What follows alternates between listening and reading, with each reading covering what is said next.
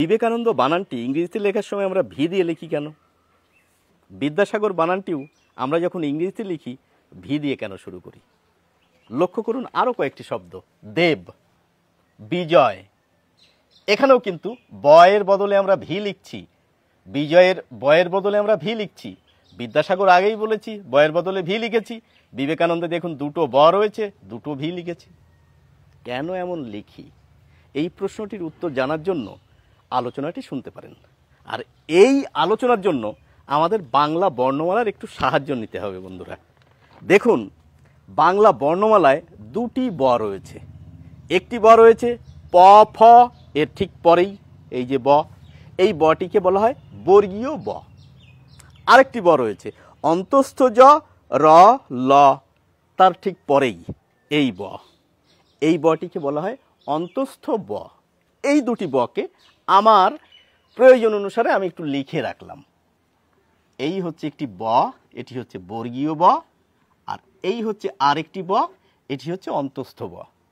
বাংলায় এই দুটি বয়ের রূপ কিন্তু হুবহু এক, কোনো তফাৎ নেই।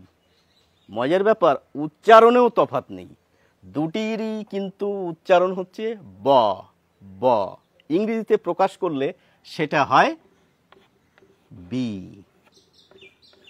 এই অন্তস্থ বকেও বি দিয়ে প্রকাশ করা যায়। কিন্তু সংস্কৃত ভাষায় এই দুটি বয়ের রূপ যেমন আলাদা ছিল, উচ্চারণেও আলাদা ছিল। আমি রূপ দেখাবো না, আমি উচ্চারণ নিয়ে আলোচনা করছি। এই যে বর্গীয় ব, সংস্কৃতে এই বর্গীয় বয়ের উচ্চারণ ছিল ইংরেজি বি এর মতো, বাংলায় যেরকম সংস্কৃতেও সেরকম। কিন্তু এই অন্তস্থ বয়ের উচ্চারণ কিন্তু বাংলার মতো ব ছিল না, বি ছিল না। সেটি কেমন ছিল? সেটি হচ্ছে ইংরেজি ভি এর মতো। লক্ষ্য করুন এখানে যে বটি ব্যবহার করা হয়েছে তার বদলে কিন্তু আমরা ভি লিখেছি। বিজয় বানানে যে ব, তার বদলে কিন্তু ভি লিখেছি বন্ধুরা। বিদ্যাসাগরের বয়ের বদলে ভি লিখেছি, বিবেকানন্দের দুটো বয়ের বদলে দুটো ভি লিখেছি। এর কারণ হচ্ছে এই অন্তস্থ বয়ের বদলেই কিন্তু আমরা এই ভিটা লিখেছি এখানে। অর্থাৎ আমরা বলতে পারি যে অন্তস্থ ব যদি কোনো শব্দে থাকে সেটিকে ইংরেজিতে প্রকাশ করতে গেলে আমাদের ভি দিয়ে প্রকাশ করতে হবে। তবে এখানে একটি ছোট্ট কথা আমাদের একটু জেনে নেওয়া প্রয়োজন। প্রথম থেকেই আমি ইংরেজি এই বর্ণটির উচ্চারণ করে এসেছি ভি, ভয় হ্রস্ব ই কার, ভি উচ্চারণ করছি কিন্তু দুটো ঠোঁট দিয়ে, ভি।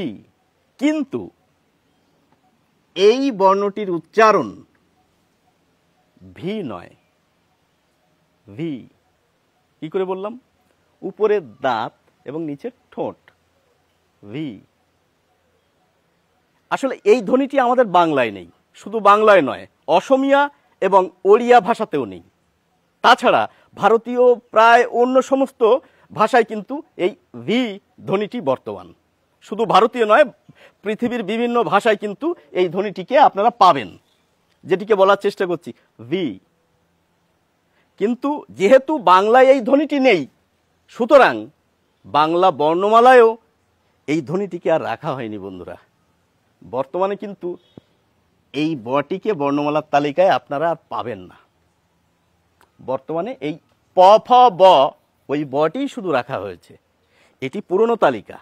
যাই হোক, আমরা বাঙালিরা এটিকে ভি বললেও ওই যে আমি বললাম নিচের ঠোঁট এবং উপরের দাঁত, এই দন্ত এবং ওষ্ঠকে কাজে লাগিয়ে এই ভি এর উচ্চারণ করতে হয়। সেই জন্য একে বলা হয় দন্তৌষ্ঠ বর্ণ। এই ধ্বনিটি বাংলায় নেই। কিন্তু বিদ্যাসাগর, বিবেকানন্দ এরা তো ঐতিহাসিক চরিত্র, ইতিহাসের বইয়ের পৃষ্ঠায় এদের নাম রয়েছে, ইংরেজিতে লেখা রয়েছে ওদের নাম। সুতরাং এই নামটি আর বদলানো যাবে না, আমরা এভাবেই লিখব এবং যত্রতত্র আমরা এভাবেই লেখা দেখি। কিন্তু আমরা এই যে এই দ্বিতীয় বর্ণটি যেমন বর্ণমালার তালিকা থেকে বাদ দিয়ে ফেলেছি, তার কারণ হচ্ছে আমরা উচ্চারণ করতে পারি না, উচ্চারণ দুটোর একই করি। এই এক বজায় রাখতেই বর্তমানে দেব বানানটি কিন্তু ডি ই বি লেখা হচ্ছে বন্ধুরা, বর্তমানে এইভাবে লেখা হচ্ছে। বিজয় বানান বর্তমানে ভি দিয়ে না লিখে বি দিয়ে লেখা হচ্ছে, এবং আরো অন্যান্য অনৈতিহাসিক চরিত্রগুলোর নাম কিন্তু বর্তমানে বি দিয়েই লেখা হচ্ছে। আশা করছি এই আলোচনাটি আপনাদের সকলের কাছেই পরিষ্কার হয়েছে। সকলকে অসংখ্য ধন্যবাদ, ভালো থাকবেন।